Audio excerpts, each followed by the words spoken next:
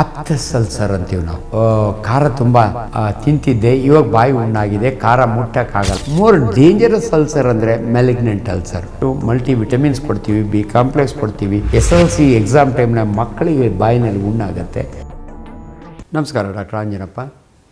ಬಾಯಲ್ಲಿ ಹುಣ್ಣಾಗೋದು ಮಕ್ಕಳಿಂದ ಹಿಡಿದು ದೊಡ್ಡವರಿಂದ ಹಿಡಿದು ಎಲ್ರಿಗೂ ಆಗುತ್ತೆ.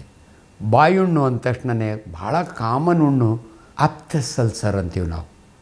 ಬಹಳ ಸಾರಿ ಜನಗಳು ನನಗೆ ವಿಟಮಿನ್ ಕಡಿಮೆ ಆಯಿತು, ನಾನು ಖಾರ ತುಂಬ ತಿಂತಿದ್ದೆ, ಇವಾಗ ಬಾಯಿ ಹುಣ್ಣಾಗಿದೆ, ಖಾರ ಮುಟ್ಟಕ್ಕಾಗಲ್ಲ ಅಂತ. ನೀವು ನಮ್ಮ ಮೌತ್ನೊಳಗೆ ಮ್ಯೂಕಸ್ ಮೆಂಬ್ರೇನ್ ಅಂತ ಇರುತ್ತೆ, ನಾಲಿಗೆ ಇರುತ್ತೆ, ವೆರಿ ಸಾಫ್ಟ್ ಇರುತ್ತೆ. ಇದರಲ್ಲಿ ಹುಣ್ಣಾಗಲಿಕ್ಕೆ ಯೂಶಲಿ ನಾವು ಮೆಡಿಕಲ್ ಕಾಲೇಜಿನಲ್ಲಿ ಪಾಠ ಮಾಡೋವಾಗೆ 7S ಹೇಳ್ತೀವಿ ನಾವು. ಸ್ಪಿರಿಟ್ ಅಂದರೆ ಆಲ್ಕೋಹಾಲ್ ತೊಗೊಳ್ಳೋದು, ಸ್ಪೈಸಿ ಫುಡ್ ತುಂಬ ಖಾರ ತಿನ್ನೋದು, ಸ್ಮೋಕಿಂಗು, ಅದು ಸ್ಪಿರಿಟ್ ಅಂದರೆ ಆಲ್ಕೋಹಾಲ್ ಆಲ್ರೆಡಿ ಹೇಳಿದ್ದೀನಿ ನಾನು. ಸಿಫಿಲಿಸ್ ಕಾಯಿಲೆ ಇರೋರಿಗೆ, ಸೊ ಶಾರ್ಪ್ ಟೀತ್, ನಿಮ್ಮದೆಲ್ಲಾದರೂ ಹಲ್ಲು ಉಳುಕಾಗಿ ಶಾರ್ಪ್ ಇದ್ದರೆ ಇರಿಟೇಷನ್ ಆಗುತ್ತೆ. ಇಂಥವೆಲ್ಲ ಅನೇಕ ಕಾರಣಗಳಿಂದ ಬಾಯಿನಲ್ಲಿ ಹುಣ್ಣಾಗುತ್ತೆ. ಈ ಹುಣ್ಣು ಆದಮೇಲೆ ನಿಮಗೆ ಖಾರ ತಿನ್ನಲಿಕ್ಕಾಗಲ್ಲ, ಬಾಯಿನೊಳಗೆ ನೋಡಿದರೆ ಗೊತ್ತಾಗುತ್ತೆ ಅಲ್ಸರ್ಸ್ ಇದ್ದಾವೆ ಅಂತ. ಬಟ್ ಮೌತ್ನೊಳಗೆ ಮೋರ್ ಡೇಂಜರಸ್ ಅಲ್ಸರ್ ಅಂದರೆ ಮೆಲಿಗ್ನೆಂಟ್ ಅಲ್ಸರ್. ನಾಲಿಗೆಯಲ್ಲಾಗಲಿ ಚೀಕಲ್ಲಾಗಲಿ ಮೊದಲು ಲೂಕೋಪ್ಲಿಕಿ ಅಂತ ಆಗುತ್ತೆ, ವೈಟ್ ಪ್ಯಾಚ್ ಆಗುತ್ತೆ, ಆಮೇಲೆ ರೆಡ್ ಪ್ಯಾಚ್ ಆಗುತ್ತೆ, ವೆಲ್ವೆಟಿ ಪ್ಯಾಚು. ಅದಾದಮೇಲೆ ನಾವು ಹುಣ್ಣಾಗುತ್ತೆ.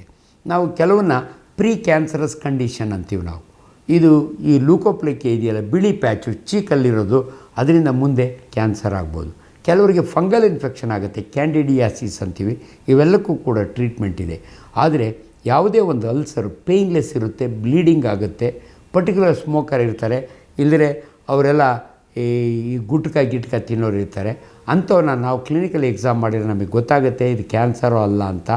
ಅದಕ್ಕೆ ಟ್ರೀಟ್ಮೆಂಟೇ ಬೇರೆ. ಬಯಾಪ್ಸಿ ಮಾಡ್ತೀವಿ, ಅದಕ್ಕೆ ಆಂಕಾಲಜಿಸ್ಟ್ ಹತ್ರ ರೆಫರ್ ಮಾಡಿ ಸರ್ಜರಿ ಬೇಕಾ, ರೇಡಿಯೋಥೆರಪಿ ಬೇಕಾ, ಕೀಮೋ.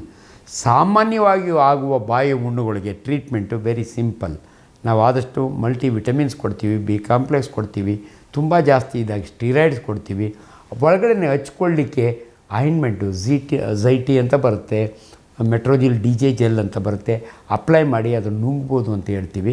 ಬಟ್ ಪದೇ ಪದೇ ಆಗೋದಕ್ಕೆ ಒಂದು ಕಾರಣ ನಿಮ್ಮ ಟೆನ್ಷನ್, ಸೈಕೋಸಮ್ಯಾಟಿಕ್ ಪ್ರಾಬ್ಲಮ್ ಅಂತೀವಿ. SLC ಎಕ್ಸಾಮ್ ಟೈಮ್ನ ಮಕ್ಕಳಿಗೆ ಬಾಯಿನಲ್ಲಿ ಹುಣ್ಣಾಗತ್ತೆ.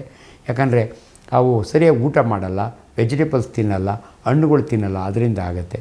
ಸೊ ಬಾಯಿ ಹುಣ್ಣಿಗೆ ಸಾಮಾನ್ಯವಾದ ಹುಣ್ಣಾದರೆ ಮೆಡಿಕಲ್ ಲೈನ್ ಆಫ್ ಟ್ರೀಟ್ಮೆಂಟು.